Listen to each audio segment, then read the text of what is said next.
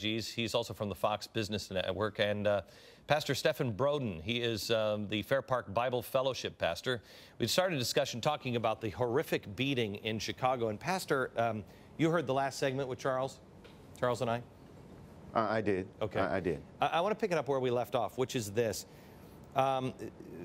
African Americans, especially in the inner cities, are I believe, continually abused by politicians. They are used and abused, and it seems almost like they use people for power. You know about the early 20th century progressive movement. Those were full-fledged eugenic racists. Here we come out of this movement, and that's never really been questioned or addressed or anything else. This system here in the inner cities, Detroit, been run by progressives forever. Do you think that the idea of, at least back then, the progressives to help the inner cities was to really help, or to enslave and to give those people power to continually get them voted in over and over and over again? It certainly wasn't for the purpose of being elected at that time. At the beginning of the 20th century, it was more about dealing with what they deemed the Negro dilemma, how to manage a community of what they call useless eaters or feeble-minded people. And the eugenicist was about the business of eliminating the African-American community. But I want to say something here that I think I want to add to what Charles is saying.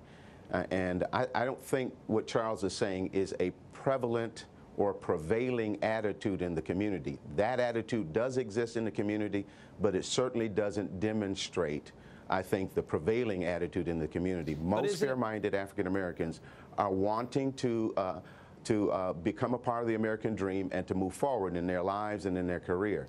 But Pastor, because of social engineering. Yeah. Hang on just a second. But isn't that what Bill Cosby was addressing for years? Of, look, stop blaming it on anybody else. Stop. Just pull yourself up here and focus on school. Focus on the things. Focus on your family. Well, wasn't that what he was saying? Charles, aren't you saying the same kind of thing as Bill Cosby? As a matter of fact, what I'm saying is that, yeah, black people would like to be a part of the system, but I'm telling you, they're systematically broken down, and it's through these policies that are, you know, listen, you're getting over. Listen, look how we separate the society from a black American's point of view. The good white people are the white people that want to give us higher minimum wage. The good white people are the white people that don't want to put us in jail if we commit a crime. I mean, this stuff starts at a very, very young age, and to be quite honest with you, it's hard to assimilate into society at large when you learn things like that. And, you know, so I'm not putting down black people. What I'm trying to tell you is that there is a system, and listen, the proof is in the pudding. And it's a self-perpetuating machine. And somehow it's got to be stopped, because this scene that you saw in Chicago isn't a unique scene. Pastor, how would you respond to that? It certainly isn't. And I agree with Charles, but it's symptomatic of a pathological malady that is indicative of a broken moral compass. And that means that we have lost our Judeo-Christian ethic, and we're not tying into those values that help to make this country great. And because of social engineering and what I call the progressive liberals and the experimentation that they have done in our community, starting in the 1960s with this Great Society program, where they forced black men out of their homes and offered to substitute for fathers with welfare checks and food stamp programs, and they have established a pattern of destroying the black family. And if the family is not intact, then what you're seeing is an out-of-control community, because it doesn't have the basis through which values are transmitted to children, and that is through a healthy marriage and through healthy families. It doesn't exist in our community. Single-parent households are out of control. What we have is a decline in marriage. I just come from an institute in Hampton University where they're studying this issue, and what they have concluded is that in 1970, a healthy marriage in the black community represented about 70.3% of those who were married. In 2008, it's down to 39.6%. Unbelievable. Marriage is the fundamental entity that produces families. And if there's no father there to raise these children, you're going to see the kind of out-of-control situation that's going on. Hang on. There's a fix. Hang on. There's a fix. I got to take a break here. But what the pastor is saying here is one of the reasons why tomorrow we're going to have yet another update on the moms. I'm looking for 1 million moms that will stand up and just hold their children tight and say, we got to fix the family. We got to fix our republic. We'll have that on tomorrow. More with Charles and the pastor in just a second. Hey, if you're in the Northeast at all, I'm going to be out this weekend on a book tour for Arguing with Idiots. There's a full list of where I'll be doing the book signings. Go to glennbeck.com/booksart. By the way, you have to click on my head and make the Booksart talk. It's fun.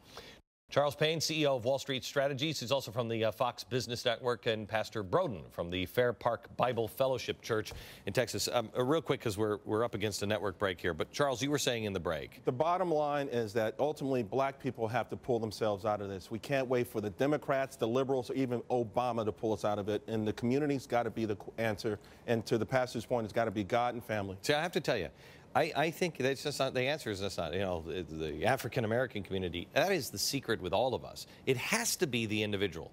Each individual. The village, though, each individual little village, right? Each individual's changing their own family, which will change the community. Accountability has to mean something at some point.